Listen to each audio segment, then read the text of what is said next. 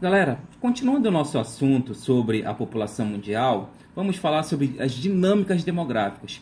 Primeiramente, como é que um país cresce, sobre o crescimento demográfico de um país. Um país, basicamente, sua população pode crescer de duas maneiras, tá?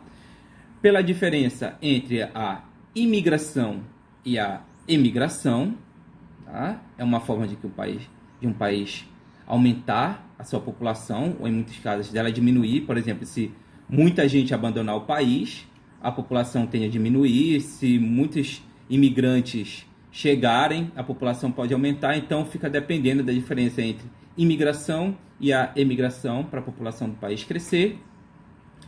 A outra forma que o país pode crescer é o chamado crescimento natural ou crescimento vegetativo. O que é isso, galera? O crescimento natural ou crescimento vegetativo. O crescimento natural equivale à diferença entre a taxa de natalidade e a taxa de mortalidade, ok? Então, a diferença entre a taxa de natalidade e a taxa de mortalidade é também uma forma que a população de um país pode crescer. Se o número de mortes for superior ao número de nascimentos, nós vamos ter um crescimento negativo. Nesse caso, a população vai diminuir. Mas se o número de nascimentos for superior ao número de mortes, nós teremos um crescimento positivo. Portanto, a população irá aumentar. Ok? Então, essas são as duas formas básicas de como a população de um país pode crescer. Um outro aspecto que nós vamos analisar aqui está relacionado à chamada transição demográfica. O que é a transição demográfica? A transição demográfica, ela descreve a dinâmica do crescimento populacional, ok? As várias fases por que passa um crescimento populacional de um país. Se você acompanhar no seu livro na página 85, você vai ver que tem um gráfico lá da transição demográfica.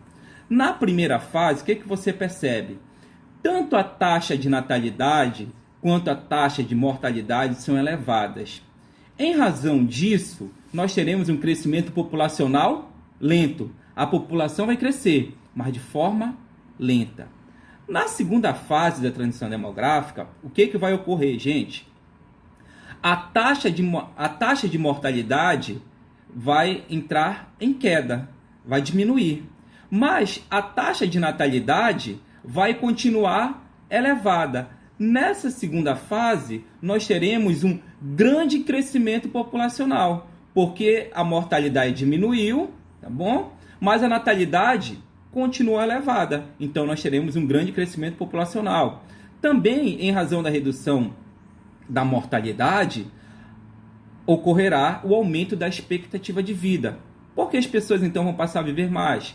Né? O que vai levar? O avanço da medicina, novos medicamentos, melhores condições sanitárias, campanhas de vacinação. Então, tudo isso contribui para que a mortalidade diminua, aumentando a expectativa de vida. Mas nessa segunda fase, a natalidade continua elevada, por isso, um grande crescimento populacional.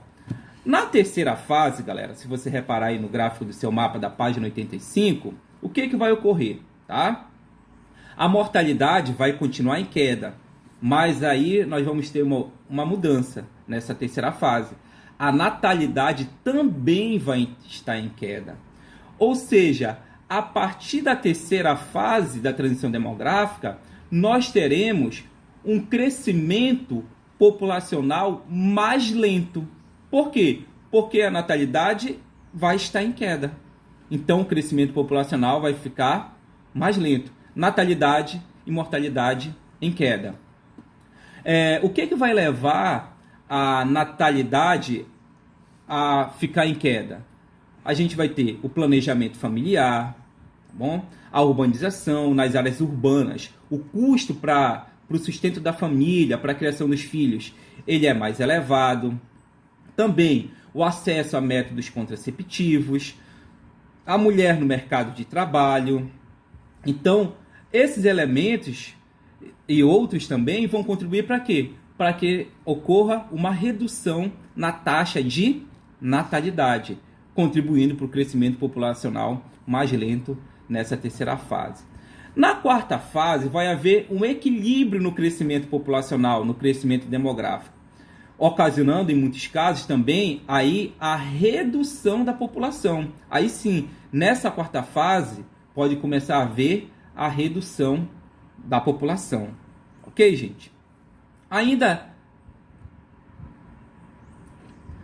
sobre a transição, ainda sobre a questão populacional, vamos falar aqui sobre a pirâmide etária.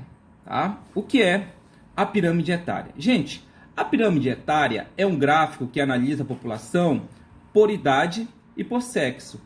Através da análise da pirâmide etária, que é um gráfico que se encontra na página 87 e 88 do seu livro, através da análise desse gráfico, chamado de pirâmide etária, nós podemos ter a ideia das condições socioeconômicas de um determinado país, de um determinado estado, município, analisando a pirâmide etária. Ok? A pirâmide etária ela é dividida em 3 partes. No topo, nós temos os idosos, que são as pessoas com mais de 60 anos. Na base, os jovens, pessoas entre 0 e 19 anos. E no meio da pirâmide, os adultos, pessoas entre 20 e 59 anos.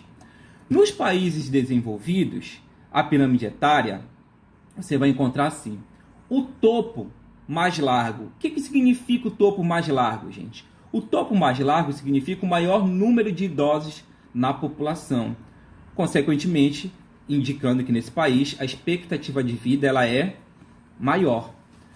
A base estreita de um país desenvolvido significa poucos jovens, uma baixa taxa de natalidade. Ok? Então, a pirâmide etária de um país desenvolvido, ela vai apresentar essas características. Topo largo, indicando um grande número de idosos, tá? Alta expectativa de vida, e base estreita, poucos jovens, taxa de natalidade baixa. Num país em desenvolvimento ou subdesenvolvido, já vai ocorrer ao contrário, tá bom? O topo ele vai ser estreito. O topo estreito significa o quê, gente? O topo estreito significa o menor número de idosos na população. Consequentemente, o topo estreito indica, se tem poucos idosos, que a expectativa de vida ela é baixa, que as pessoas nesse país que está sendo analisado por esse gráfico da pirâmide etária, isso significa que as pessoas vivem pouco, né? A expectativa de vida ela é baixa, então topo estreito. A base já vai ser larga. O que a base larga indica? Um grande número de jovens. Esse grande número de jovens é resultante de uma elevada taxa de natalidade. Ok? Então, num país desenvolvido, o topo vai ser largo e a base estreita. Num país em desenvolvimento ou subdesenvolvido, o topo já vai ser estreito e a base larga. Ok? Então, através da análise da pirâmide etária, nós temos a ideia das condições socioeconômicas de um país. País que apresenta topo largo e base estreita, boas condições socioeconômicas. País que apresenta topo estreito e base larga, condições socioeconômicas adversas. Ok, gente? É isso.